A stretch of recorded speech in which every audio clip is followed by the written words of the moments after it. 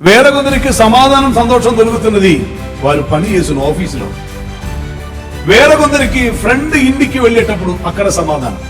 So సమాధానము సంతోషము దొరుకుతున్న కొన్ని చోట మనుష్యులకు ఉండదు. వేరే కొందరికి ఇదేది కాదు, దేవునితో సమయం గడుపుతున్న ఆ ఒక స్థలం, అక్కడ వారు అది కనిపెడతారు. ఈ సమాధానం నష్టమైపోయినందున, సమాధానం లేకుండా దేవునితో ఉన్న ఆ రిలేషన్ నష్టమై ఐక్యత లేకుండా పోయినందున, ఎక్కడను సమాధానం కనిపించకుండా ఉన్నందున కొండ మీద ఉండి ప్రభువే చెప్పారు, సమాధాన పరచువారు ధన్యులు, వారు దేవుని కుమారులు అనబడుదురు. హృదయం నేరస్థాపన చెయ్యని ఎడల అర్థం, ఈ హృదయం ఒక ప్రత్యేకత ఉన్నది. ఏదైనా మిస్టేక్ చేస్తే ఈ హృదయం మనతో చెప్తా ఉంటుంది, హలో. అది ఎప్పుడు కరెక్ట్ గా అర్థమవుతుంటే ప్రార్థన చేయటానికి ప్రయత్నం చేస్తాం.